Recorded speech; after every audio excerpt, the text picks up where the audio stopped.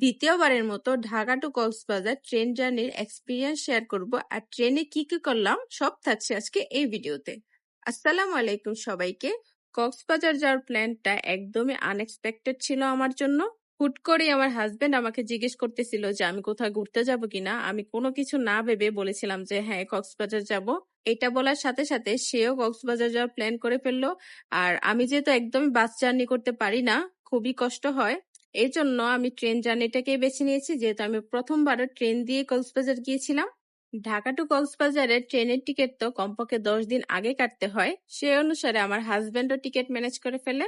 আর কে না ঘুরতে পছন্দ করে, আমি তো প্রচুর ঘুরতে পছন্দ করি। আমার কথা হচ্ছে গিয়ে আমি না খেয়ে থাকবো, তাও আমি প্রচুর পরিমাণ ঘুরবো। আমাদের ট্রেন ছিল রাত 11টা বাজে আর আমরা 9টা বাজে কমলাপুর স্টেশনে পৌঁছে যাই। আমি যেহেতু অনেক দূর থেকে গিয়েছি আর আমার হাজবেন্ড ঢাকাতেই ছিল, সে আমাকে রিসিভ করে মদনপুর থেকে। এই জন্য বাড়ি থেকে একটু তাড়াতাড়ি বের হয়ে গিয়েছিলাম। আর আমরা যাওয়ার পর দেখি অনেকেই চলে আসছে, কারণ যারা দূর থেকে আসে তারা তাড়াতাড়ি চলে আসে। আমার বাড়ি থেকে মা আবার বিরিয়ানি রান্না করে দিয়েছিল, আমরা আবার সেটা খেয়ে নিয়েছি ট্রেনে ওঠার আগেই। যদিও সেটার ক্লিপ নেওয়া হয়নি। আর স্টেশনে তো ফোন ব্যাগ এগুলো খুব সাবধানে রাখতে হয়, আমার তো ফোন বের করতেই খুব ভয় লাগছিল, এই জন্য আমি বেশি ফোন বের করতেছিলাম না। গতবার আমার ঠিক পাশের এক আন্টির ফোন চুরি হচ্ছিল, অল্পের জন্য ফোনটা নিতে পারিনি। ঠিক এই মুহূর্তটায় ট্রেন ছেড়ে দিচ্ছিল, আর ট্রেন ছেড়ে দেওয়ার পর পরে আমি চিপস আর জুস বের করে নিচ্ছিলাম খাওয়ার জন্য। যদিও একটু আগে বিরিয়ানি খেয়েছি তারপরও। তবে এবারের ট্রেন জার্নিটা মাসাল্লাহ আমার খুব ভালো কেটেছে, কারণ আমি ট্রেনে প্রচুর পরিমাণ ঘুমিয়েছি।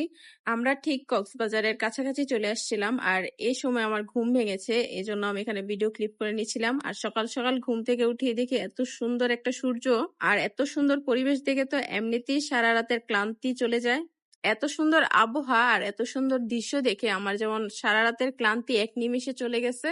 আমরা যেহেতু 18 তারিখ রাতে ট্রেনে উঠেছি, 18 তারিখ সকালেও আমরা কক্সবাজারের আপডেট দেখছিলাম যে প্রচুর পরিমাণ বৃষ্টি হচ্ছিল, তাই মনের মধ্যে একটা ভয় কাজ করছিল।